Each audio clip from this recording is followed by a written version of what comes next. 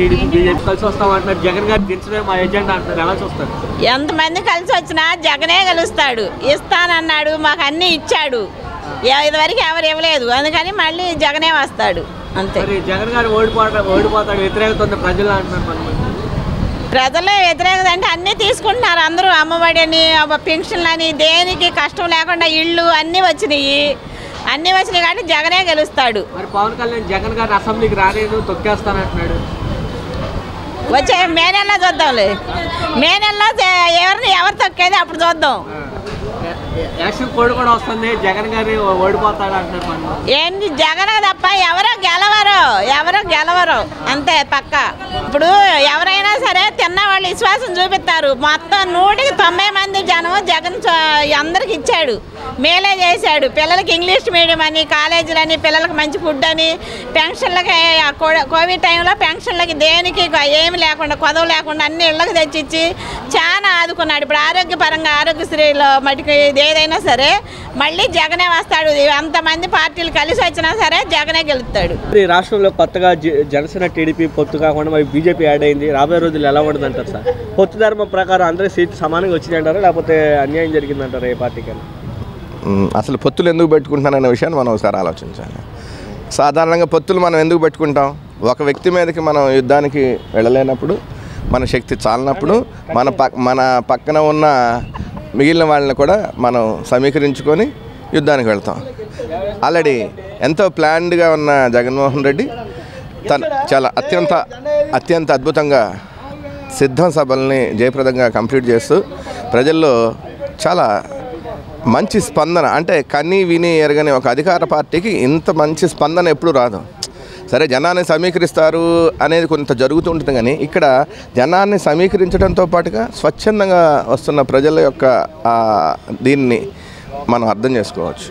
ఎందుకంటే ఆ సభకు వచ్చిన ప్రజల్లో కూడా చాలా ఆనందం, వాళ్ళు పార్టిసిపేట్ చేసే విధానం చాలా బ్రహ్మాండంగా ఉంది. జనసేన టీడీపీ బీజేపీ పొత్తులో భాగంగా ఎవరు గెలుస్తారు? వాళ్ళు ఎవరు గెలవరు అన్న. మీరు అభిప్రాయం ఎవరు గెలుస్తారన్న? మళ్ళీ వైసీపీ ప్రభుత్వం వచ్చింది. పేదలకు మంచి చేస్తుంది కాబట్టి వైసీపీ ప్రభుత్వం వచ్చింది. ఇవన్నీ నాటకాలు వాళ్ళందరూ. చాలా మంది వ్యతిరేకిస్తున్నారు జగన్ గారిని మంచి జరిగితే వ్యతిరేకిస్తారుగా. మంచి జరగకూడదు వాళ్ళ దృష్టిలో, పేదవాళ్ళు అనేది బాగుపడకూడదు. మరి పవన్ కళ్యాణ్ జగన్ దించడం నా ఏజెండా అంటున్నాడు. ముందు ఆయన సీట్ ఆయనకి వెళ్ళమను. పిఠాపురంలో తగులేదు, ఆయన ముందు చూసుకోమను ఆ సీట్లో. అలా పిఠాపురంలో మరి ఆయన టీడీపీ వాళ్ళు వ్యతిరేకిస్తున్నారంట. ఎందుకంటే ఏం చేస్తారు, ఎవరి సీటో దిగుతారని ఊరుకుంటారండి వాళ్ళు.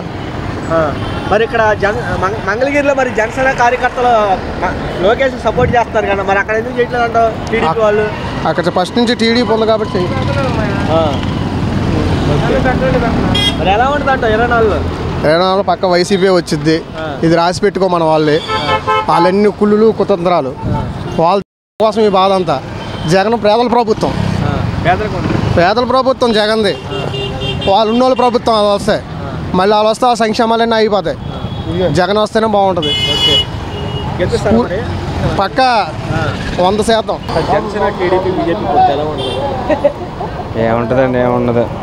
ఏముండదండి.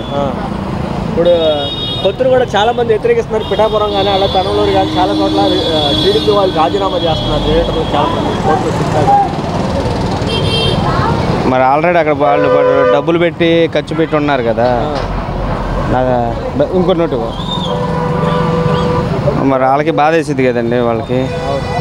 మరి ఒక పార్టీ అధ్యక్షుడు అయినటువంటి జనసేన అభ్యర్థిగా పొత్తులో భాగంగా పిఠాపురం పోటీ చేస్తారు. టీడీపీ వాళ్ళు వ్యతిరేకిస్తారు. దీన్ని ఎలా చూస్తారు? పొత్తులు లేకుండా ఏం లేకుండా వస్తానన్నాడు ఆయన. పొత్తులు ఎందుకండి మరి వ్యతిరేకిస్తారు అంతే. మరి ఫస్ట్ నుండి కష్టపడిన వాళ్ళు ఉన్నారు కదా అక్కడ ఏరియాలో.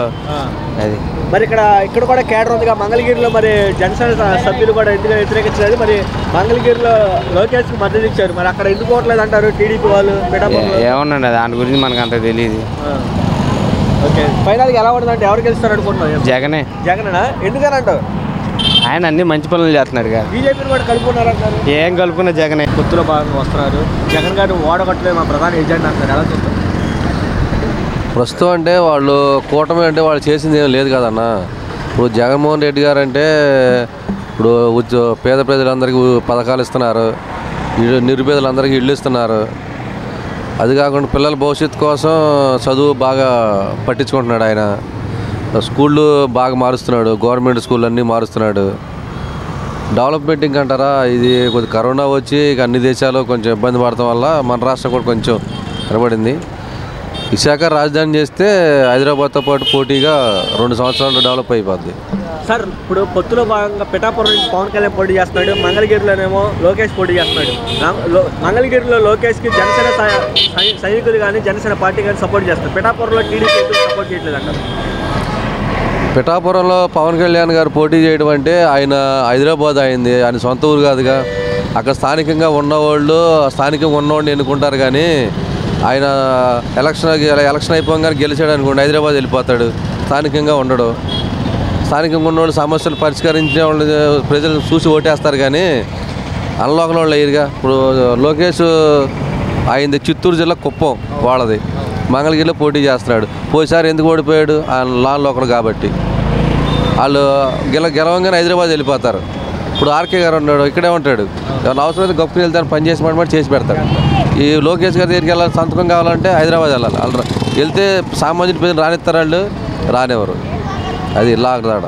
బీజేపీ కొత్తలో భాగంగా జగన్ గారు దించడం మా ఎజెండా అంటున్నారు ప్రతిపక్షాలు. ఎలా ముందు వాళ్ళ సీట్లు కట్టకుండా చూసుకోమనండి. వాళ్ళు కట్టగా ఉంటే అంతా పని. అయినా జగన్ గురించి చెప్పాలంటే ఇంకో జన్మెత్తలు ఎవరైనా సరే, ఓన్లీ జగన్ అంతే. పథకాలే కానీ పొజిషనే కానీ అసలు రాష్ట్రాన్ని ఒక పొజిషన్లో తీసుకొచ్చిందంటే దేవుడు ఆడే జగన్. ఇంకా ఆయనకి తిరగలేదు. 24 సీట్లు ఇచ్చి 1 సీటు తీసి మళ్ళీ 3 సీట్లు తీసి 21 సీటు పెట్టాడు. అది గెలవడం గొప్ప అంటున్నాడు చంద్రబాబు. ఆయనే చెప్తున్నాడు. ఇంకేందుకు నిన్నగా మొన్న బీజేపీ వాళ్ళు రాత్రి గొడవ ఏం జరిగింది, సీట్లు మాకు ఓడిపోయి సీట్లు ఇచ్చారని చెప్పి వాళ్ళు గొడవ చేశారు. ఏంటి ఎందువరకు కరెక్టు అంటే అంతా బాబు రాజకీయం. ఈ రాజకీయం ఎన్ని చేసినా సరే జగన్ సింగల్ ఒక్కడే వస్తాడు, ఎన్నైనా చేస్తాడు, ఎవరికైనా చేస్తాడు. పేదల వాడు పెన్నిడాడు. అసలు ఆయనకే కాదు, కార్యకర్తలకే కాదు, ఓన్లీ అందరినీ ఓ దారి చేశాడు. అర్థమైందా? జగన్ విషయంలోకి వస్తే అసలు వాళ్ళందరూ వేస్ట్. ఎంతమంది కుట్రబందినా ఒక్కడే జగన్. అన్నప్పుడు పిఠాపురంలో పవన్ కళ్యాణ్ టికెట్ ఇస్తే టీడీపీ వాళ్ళు వ్యతిరేకిస్తున్నారు. అదే మంగళగిరిలో లోకేష్కి ఇచ్చిన తర్వాత జనసేన నాయకులు జనసేన కార్యకర్తలు సపోర్ట్ చేశారు. అక్కడ ఎందుకు సపోర్ట్ చేస్తున్నారు, ఇక్కడ ఎందుకు సపోర్ట్ చేయట్లేదు అంటారు? ఏముంటుంది అసలు, నాయుడు అంటాడు కాసేపు నా కార్యకర్తలు అంటాడు, వాళ్ళకే మోసం చేస్తే ఇంకా సపోర్ట్ చేసిన ఒకటే చెప్పిన ఒకటే. రాబోయే రోజులు ఎలా ఉంటుంది అంటారు? ఇప్పుడున్న పథకాలు పెట్టి రెట్టింపు చేస్తాడు, ప్రజల పాటు నుంచి ఉంటాడు, ప్రజలకు అండగా నుంచునే జగన్ ఒకటే. టీడీపీ జనసేన పొత్తు వస్తేనే వైసీపీ ఒంటరిగా వస్తున్నారు, ఎలా ఉంటుందని అడుగుతున్నారు. ఎవరు బలాబలాలు వాళ్ళు చూసుకుంటారు. మీ అభిప్రాయం ఎవరు గెలిస్తే బాగుంది అనుకుంటున్నారు, ఎవరు గెలుస్తారనుకుంటున్నారు? ఎవరు గెలిస్తే పేదవాళ్ళకేమో జగన్ గెలవాలి, ఉన్నవాళ్ళకేమో ఈయన గెలవాలి, అంతే కదయ్యా. ఇప్పుడు పేదవాళ్ళకి చూస్తున్నాడు అతను, ఉన్నవాళ్ళకి కొంచెం ఇబ్బందిగా ఉంటుంది. అది అంటే పేదల ప్రభుత్వం ఉంటే బాగుంటుంది అంటారా, రాష్ట్రంలో పెద్ద అంటే ఉన్నవారు ఉంటే బాగుంటుంది అంటారా? ప్రజలు చక్కగా చూసేవాళ్ళు కావాలి మనకి అయ్యా, ప్రజలు చక్కగా చూసేవాళ్ళు కావాలి. అలాంటి ప్రభుత్వం అయితే మంచిదని నా.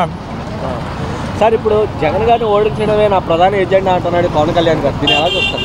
ఇప్పుడు ఇట్లా ఎన్నో తడవలు అన్నారు. ఆ ఓట్ల ఎలక్షన్ వచ్చిన తర్వాత ఎవరికి దేవుడు నిర్ణయిస్తే వాళ్ళు గెలుస్తారు. ఇప్పుడు అతను 2-3 తడవలు నిలబడ్డాడు, వాడిపోయాడు. అట్లాగే మరి ఇతను గెలిచాడు చానాలు, చంద్రబాబు నాయుడు గారు, మరి అతను వాడిపోయాడు. దేవుడు ఎవరికి నిర్ణయిస్తే వాళ్ళకి గెలుస్తారు. పరిపాలన ఎవరికి బాగా చేస్తే వాళ్ళకి బాగుంటుంది.